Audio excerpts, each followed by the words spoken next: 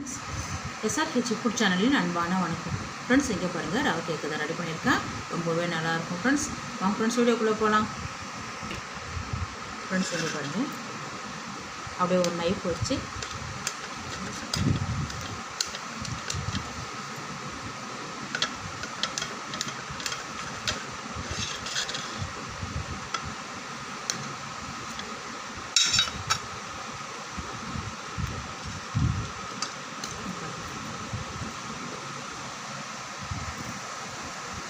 அவ்வளோ சூப்பராக இருக்குது பாருங்கள்.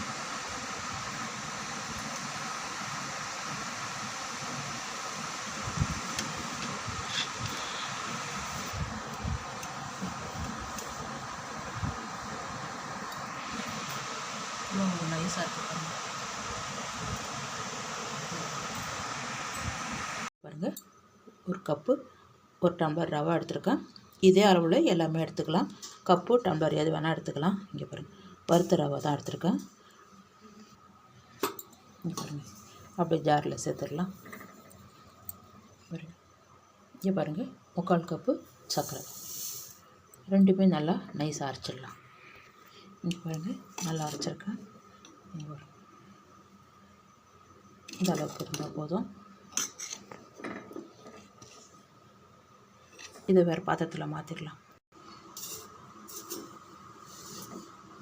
இங்கே பாருங்கள், ஒரு முட்டை, சர்க்கரை பிடிச்ச ஜார்லேயே தான் சேர்த்துருக்கேன். இங்கே பாருங்கள், 3/4 டம்ளர் பால் கொஞ்சமாக விடுங்க, அதுக்கப்புறம் கலந்து விட்டுக்கலாம். இதையும் நல்லா அரைச்சி இந்த மாவுலேயே சேர்த்துடலாம். அப்படியே கொண்டு வந்து மாவுலேயே சேர்த்துருங்க. இங்கே பாருங்கள், பேக்கிங் பவுடர் 3/4 டீஸ்பூன் எடுத்துருக்கேன். பேக்கிங் பவுடர் சேர்த்துட்டேன். ஒரு 1/4 டீஸ்பூன் ஆப்பச்சோடா, தூள் உப்பு, இதை நல்லா கலந்து விடுங்க. இங்கே பாருங்கள்,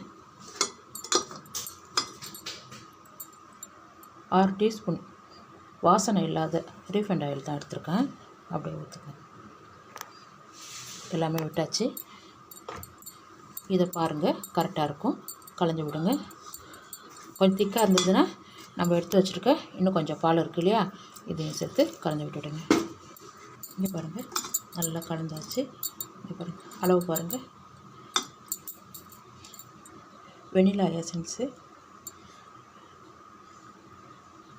1/2 டீஸ்பூன் மட்டும் விடுங்க.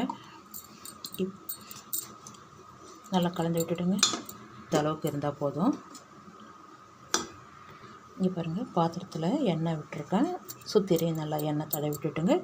மைதா மாவு இருந்தால் சேருங்க, கோதுமை மாவு ஏதாவது இருந்தால் மேலே லைட்டாக அப்படியே தடவி விட்டுடுங்க. இங்கே பாருங்கள், மாவெல்லாம் கலந்து விட்டுட்டேன். நம்ம கலந்து வச்சுருக்கிறத அப்படியே ஊற்றுங்க. 1/2 கப்பு அளவுக்கு வர மாதிரி, அவ்வளோதான். லைட்டாக தட்டி விட்டுடுங்க. இங்கே பாருங்கள், குக்கர் வந்து ஒரு 10 நிமிஷத்துக்கு முன்னாடியே சூடுபடுத்திக்கிட்டேன். ஸ்டாண்ட் வச்சுருங்க. அது மேலே இது பாருங்கள், இந்த பாத்திரத்தை அப்படியே வச்சு மூடிடலாம். உள்ளே வச்சுட்டேன். பெல்ட்டு கிடையாது, விசில் கிடையாது.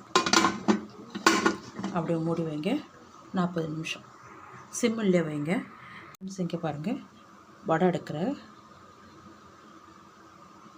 கொஞ்சம் கூட ஒட்டலை பாருங்கள். அதை எடுத்துடலாம். ஃப்ரெண்ட்ஸ் இங்கே பாருங்கள், நான் நட்ஸ் எல்லாம் சேர்க்கலை. அப்படியே இந்த சைட்லெல்லாம் கத்தி கொடுத்து அப்படியே தட்டை எடுத்து தலைக்கீழே அப்படியே கவுத்துடலாம்.